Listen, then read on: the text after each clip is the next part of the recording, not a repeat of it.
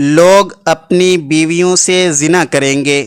1400 سال بعد حضور صلی اللہ علیہ وسلم کا فرمان آج سچ ثابت ہو گیا۔ رسول اللہ صلی اللہ علیہ وسلم نے فرمایا، لوگوں پر ایک ایسا زمانہ آئے گا جب میاں بیوی آپس میں زنا کریں گے۔ صحابہ نے پوچھا، یا رسول اللہ صلی اللہ علیہ وسلم، یہ کیسے ممکن ہے کہ مرد اپنی بیوی سے زنا کرے اور بیوی اپنے شوہر سے؟ حضور صلی اللہ علیہ وسلم نے فرمایا، بسم اللہ الرحمن الرحیم، اسلامی معاشرے کی پاکیزگی کی حفاظت کرنا، ہر مسلمان کی عزت نفس اور روح کی طہارت باقی رکھنا، عورت سے نسب کے لوگوں کو ملاوٹ کی غلاظت سے محفوظ کرنا زنا کے حرام ہونے کی حکمت ہے۔ عبرانی کی ایک صحیح روایت ہے کہ نبی صلی اللہ علیہ وسلم نے فرمایا، روزانہ آدھی رات کے وقت آسمان کے دروازے کھول دیے جاتے ہیں اور ایک پکارنے والا فرشتہ پکارتا ہے کہ ہے کوئی دعا کرنے والا جس کی دعا قبول کی جائے، ہے کوئی سوال کرنے والا جس کا سوال پورا کیا جائے، ہے کوئی مصیبت زدہ جو دعا کرے اور اس کی مصیبت دور کر دی جائے۔ یعنی آدھی رات کے بعد دعائیں قبول ہونے لگ جاتی ہیں۔ ناظرین، اللہ تعالیٰ ہر دعا کرنے والے مسلمان کی دعا قبول فرماتا ہے، سوائے زانیہ کے جو اپنی شرمگاہ کے ذریعے غیر مرد کو سیراب کرتی ہے۔ زانیہ عورت زنا کے ذریعے مرد کا دل بہلاتی ہے اور پھر اس کی دعا قبول نہیں ہوتی۔ زنا کرنے والے لوگ خود اپنے آپ کو اللہ کے عذاب کا مستحق بنا لیتے ہیں۔ حضرت عبداللہ بن عباس رضی اللہ تعالی عنہ کہتے ہیں کہ رسول اللہ صلی اللہ علیہ وسلم نے فرمایا، جب کسی بستی میں زنا اور سود عام ہو جائے تو گویا اس بستی کے لوگوں نے اپنے آپ کو اللہ کے عذاب کا مستحق بنا لیا کہ ان پر کسی بھی طرح کا عذاب آ جائے۔ پھر اسی طرح زانی کو دنیا میں بھی اللہ کی طرف سے سزا مل کر رہتی ہے، یعنی یہ ایک ایسا جرم ہے جس کی سزا دنیا میں بھی ملتی ہے۔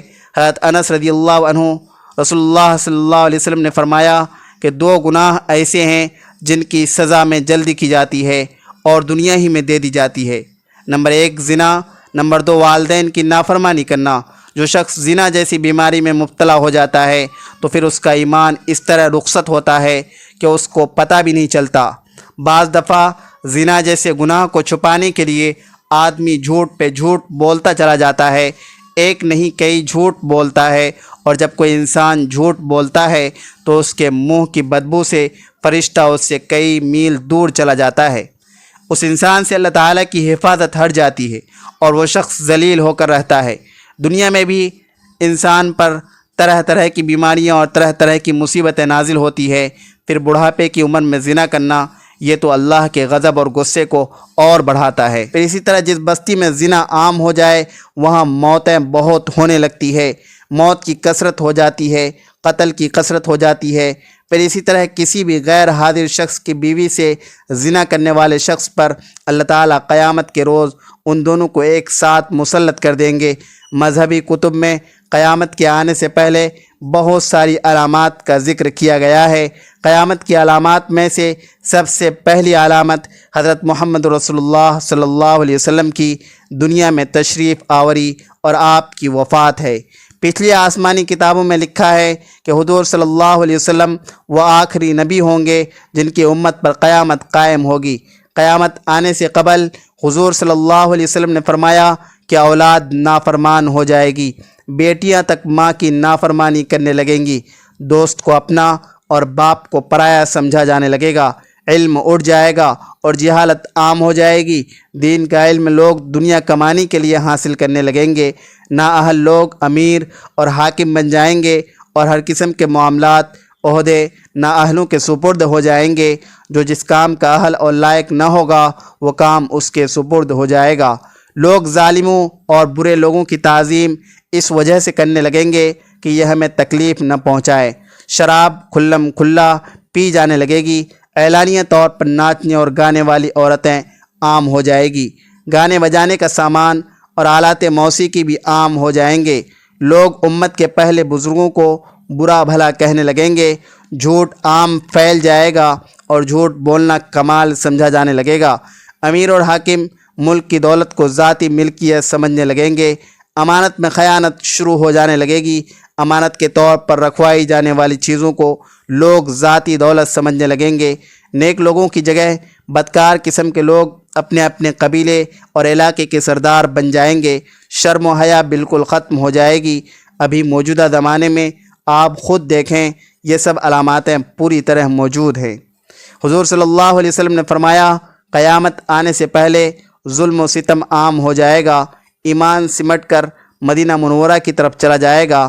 جیسے سانپ سکر کر اپنے بل کی طرف چلا جاتا ہے، ویسے حالات پیدا ہو جائیں گے کہ دین پر قائم رہنے والے کی وہ حالت ہوگی جو ہاتھ میں انگارہ پکڑنے والے کی ہوتی ہے۔ زکوٰۃ کو لوگ تاوان سمجھنے لگیں گے۔ مال غنیمت کو اپنا مال سمجھا جانے لگے گا۔ ماں کی نافرمانی اور بیوی کی فرمانبرداری شروع ہو جائے گی۔ عورتیں زیادہ اور مرد کم ہو جائیں گی، یہاں تک کہ ایک مرد 50 عورتوں کا نگراں ہوگا۔ زناکاری اور بدکاری عام ہو جائے گی، حتیٰ کہ حضور صلی اللہ علیہ وسلم نے فرمایا کہ قیامت کے قریب زمانے میں لوگ اپنی بیویوں کے ساتھ زنا کریں گے۔ اس کی کئی صورتیں ہیں۔ ایک صورت تو اس کی یہ ہے کہ مرد یا عورت کوئی کفریہ بول دے اور نکاح ٹوٹ جائے اور ان کو اس کا پتہ ہی نہ ہو کہ نکاح ٹوٹ گیا ہے یا نہیں۔ اور آج کل تو یہ بات عام ہے، لوگوں کو اس بات کا علم ہی نہیں، بلکہ قاضی ثناء اللہ پانی پتی نے لکھا ہے کہ اگر دو بندے گفتگو کر رہے تھے، ایک نے کہا کہ یہ تو شریعت کی بات ہے اور اگلے نے جواب دیا کہ رق پڑے شریعت کو، تو وہ آدمی کافر ہو گیا۔ تو ہمیں چاہیے کہ ہم علماء سے پوچھیں کہ کلمات کفر کون کون سے ہیں، یہ نہ ہو کہ ہم ایسے جملے بولیں اور کفر کا ارتکاب کر رہے ہوں۔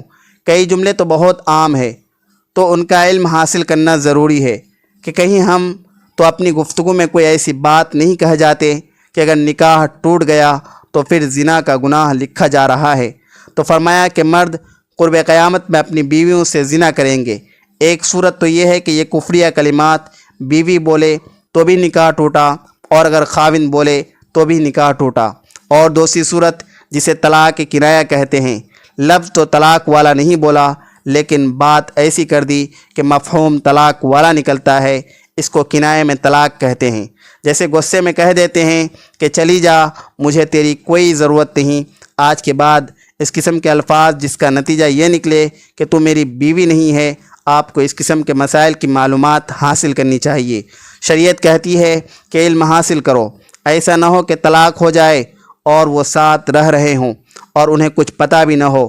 لیکن آج تو حالات یہ ہیں کہ زبان سے طلاق کہہ دیتے ہیں، طلاق ہو بھی جاتی ہے، پتہ بھی ہے دونوں کو، مگر بدنامی ہو جائے گی۔ ایسے میاں بیوی اگر ایک ساتھ رہ رہے ہیں ایک گھر یا ایک کمرے میں تو یہ زنا کر رہے ہیں۔ اور قربان جائیں اس سچے نبی کی مبارک زبان پر 1400 سال پہلے بتا دیا تھا کہ قرب قیامت میں لوگ اپنی بیویوں سے زنا کریں گے۔ چنانچہ حدیث پاک میں ارشاد ہے، رسول اللہ صلی اللہ علیہ وسلم نے فرمایا، جب اہل شام تباہی و بربادی کا شکار ہو جائیں گے تو پھر تم میں کوئی خیر باقی نہ رہے گی۔ ناظرین یاد رکھیں، احادیث مبارکہ کی روح سے شام، اہل شام سے امت مسلمہ کے مستقبل واسطہ ہے۔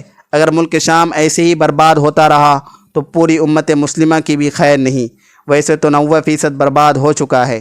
اب جب کہ اس حدیث کے حساب سے عرب ممالک کے سنہرے دور کے خاتمے کی اہم وجہ ملک شام کی موجودہ حالات ہیں، گویا نبی پاک صلی اللہ علیہ وسلم کی ایک اور پیشین گوئی کی علامت ظاہر ہو رہی ہے یا ہو چکی ہے۔ یاد رکھیں کہ ملک شام کے متعلق اسرائیلی، روسی، امریکہ جو بھی یہاں جھوٹے بہانے بناتے ہیں، لیکن ان سب کا اصل ہدف جزیرۃ العرب ہے، کیونکہ کفار کا عقیدہ ہے کہ دجال مسیحا ہے۔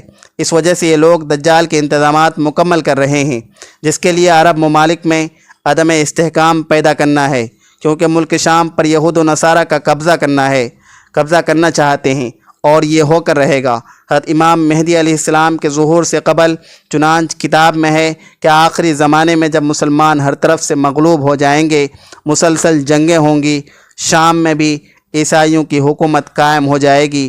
اسی طرح قیامت سے متعلق بھی معلومات ہمیں ملتی ہے کہ قیامت سے پہلے حضور صلی اللہ علیہ وسلم کی امت میں 30 بڑے بڑے کذاب اور دجال آئیں گے، ہر ایک نبوت کا دعویٰ کرے گا، حالانکہ حضور اکرم صلی اللہ علیہ وسلم آخری نبی ہیں۔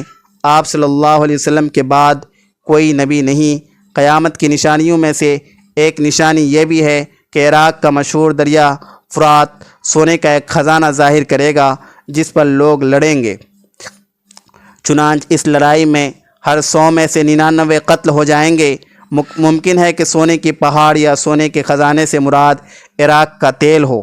جب یہ علامتیں ہو چکی ہیں تو سخت قسم کا عذاب شروع ہوگا۔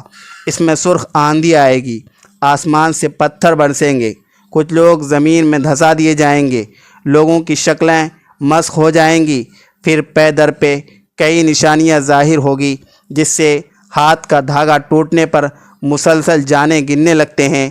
زمانہ وقت کے گھوڑے کو پڑ لگائے جس تیزی سے گزر رہا ہے، اس تیزی سے ہم نبی پاک صلی اللہ علیہ وسلم کی احادیث کی روشنی میں بتدریج قرب قیامت کی آمد کی طرف بڑھ رہے ہیں۔ کئی نشانیاں پوری ہو کر قیامت کے قریب ہونے کو واضح کر چکی ہے اور اب کچھ ہی علاماتیں باقی ہے۔ دجال ایسا خطرناک اور عظیم فتنہ ہے کہ تمام انبیاء نے اپنی امتوں کو اس کے متعلق آگاہ کیا۔ نبی پاک صلی اللہ علیہ وسلم نے بھی اس امت کو اس کے بارے میں اس قدر واضح بتایا۔ صحابہ کرام آنسو سے تر آنکھوں سے دجال کے فتنے سے پناہ مانگا کرتے تھے۔ احادیث کی روشنی میں علماء کرام نے دجال کی خاموشی کے قبل کی جو نشانیاں بتلائی ہے، ان کے مطابق گھروں میں ناچ گانا عام ہو جائے گا۔ آج ٹی وی، کمپیوٹرز اور موبائل کے ذریعے یہ سب ہو رہا ہے۔ اونچے اونچے اور پختہ گھروں کی تعمیر کی خواہش ہوگی۔ آج کے غریب سے غریب تک لوگوں کی بھی پکے مکان سب کے سامنے ہیں۔ مساجد سے دجال کا تذکرہ ختم ہو جائے گا۔ پانی کی قلت ہوگی۔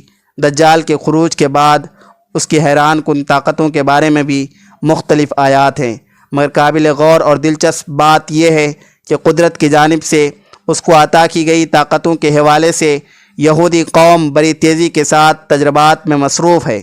روایت میں ہے کہ وہ بارش برسانے پر قدرت رکھتا ہوگا۔ مصنوعی بارش برسانے کا تجربہ کیا جا چکا ہے۔ بتایا جاتا ہے کہ وہ زمین کو تہ و بالا کرنے کی قدرت رکھتا ہوگا۔ قیامت کی نشانیوں کے مطابق دجال کو حضرت عیسیٰ فلسطین کے علاقے میں قتل کریں گے۔ یہودی اس مقام پر اپنے مسیحا کو فرار کروانے کے لیے ایئرپورٹ تیار کر چکے ہیں۔ دنیا کا انتہائی تیز رفتار ایروپلین وہاں موجود ہے جس پر KAFIR یعنی کافر درج ہے۔ واضح رہے کہ دجال کے ماتھے پر بھی کافر تحریر ہوگا۔ قیامت کی ایک نشانی میں یہودیوں کو پناہ دینے والی درخت گرکت کا ذکر بھی ہے۔ آخری جنگ میں جب یہودی مسلمانوں سے چھپنے کے لیے پتھروں درختوں کی اوٹ لیں گے تو سوائے گرکت کے تمام چیزیں مسلمانوں کو اپنے پیچھے یہودیوں کی موجودگی کا پتہ دیں گے۔ اور معروف ملکی غیر ملکی ویب سائٹس کے مطابق یہودی غرقت کے باغات تیزی سے لگا رہے ہیں۔ آخری زمانے میں جب مسلمان ہر طرف سے مغلوب ہو جائیں گے، مسلسل جنگیں ہوں گی، شام میں بھی عیسائیوں کی حکومت قائم ہو جائے گی۔ علماء کرام بتاتے ہیں کہ سعودیہ، مصر، ترکی باقی نہ رہیں گے، ہر جگہ کفار کے مظالم بڑھ جائیں گے، امت آپسی خانہ جنگی کا شکار رہیں گے، اور اب خلیجی ممالک کی سعودی عرب وغیرہ میں بھی مسلمانوں کی باقاعدہ حکومت نہیں رہے گی۔ خیبر سعودی عرب کا چھوٹا سا شہر مدینہ منورہ سے 170 کلومیٹر کے فاصلے پر ہے۔ اس کے قریب تک یہود و نصارہ پہنچ جائیں گے اور اس جگہ تک ان کی حکومت قائم ہو جائے گی۔ بچے کھچے مسلمان مدینہ منورہ پہنچ جائیں گے۔ اس وقت حضرت امام مہدی مدینہ منورہ میں ہوں گے۔ مشرق وسطیٰ کے حالات کو، خصوصاً مسلمان اور ساری زندگی کے حالات کو دیکھتے ہوئے صاف نظر آتا ہے کہ دنیا ہولناکیوں کی جانب بڑھ رہی ہے۔ اسرائیل اور ایران کے حالیہ جنگ سے عالمی جنگ کی قیاس آرائیاں ہو رہی ہے۔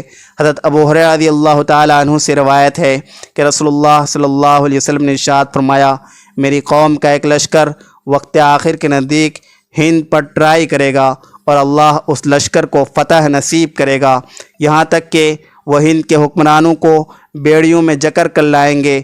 اللہ اس لشکر کے تمام گناہ معاف کر دے گا۔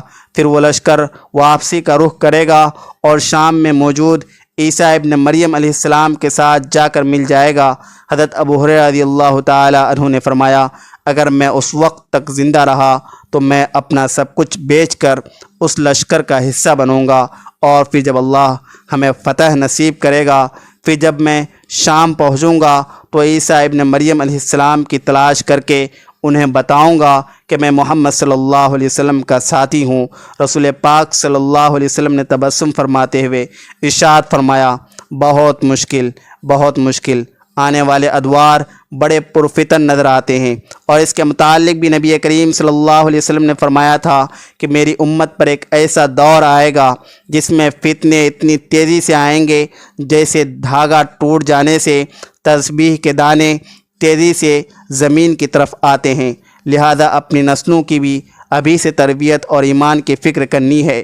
موبائل کے بیجا استعمال سے، دیر رات تک جاگنے، فیشن اور یہودی انداز اپنانے سے، نمازوں کو ترک کرنے سے روکیے، ورنہ آزمائش کا مقابلہ دشوار ہوگا۔ رسول کریم صلی اللہ علیہ وسلم کے فرامین کی روشنی میں قیامت قائم ہونے میں تقریباً 250 صدیاں باقی ہیں۔ البتہ دور قیامت کا آغاز ہو چکا ہے۔ تمام دور فتنہ فساد سے معمول ہے۔ جنگ و جدال اور مختلف طاقتوں کے مابین کھینچا تانی کا تسلسل رہے گا۔ نبی برحق صلی اللہ علیہ وسلم نے سب کچھ 1400 سال پہلے باخبر کر دیا، بس ہم مسلمانوں نے ہی ہوش کے ناخن نہ لیے۔ دیگر مذاہب کے ماننے والے تو سب تیاری کی حالت میں ہیں، یہودی دجال کا انتظار کر رہے ہیں، مسیحی اپنے تیار ہیں۔ حضرت عیسیٰ علیہ السلام کا پھر سے ظہور ہوگا، عصر کا وقت ہوگا، دمشق کی مسجد میں لوگ نماز کی تیاری میں مصروف ہوں گے اور وہ مسجد کے مینار سے ہوتے ہوئے یوں صحن میں اتریں گے کہ 2 فرشتے کے کاندھوں پر ہاتھ لگائے ہوئے ہوں گے۔ تازہ کیے ہوئے وضو پانی کے قطروں کی شکل میں ان کے بازوں سے ٹپکے گا۔ امام مہدی علیہ السلام کی امامت میں وہ نماز ادا کریں گے۔ ان کی تدبیر میں بہت سے مسیحی لوگ مسلمانوں کے ساتھ عام ملیں گے۔ یہاں تک تو حضور صلی اللہ علیہ وسلم کے فرمان پر تمام مکاتب فکر کے مسلمانوں کا ایمان ہی ہے۔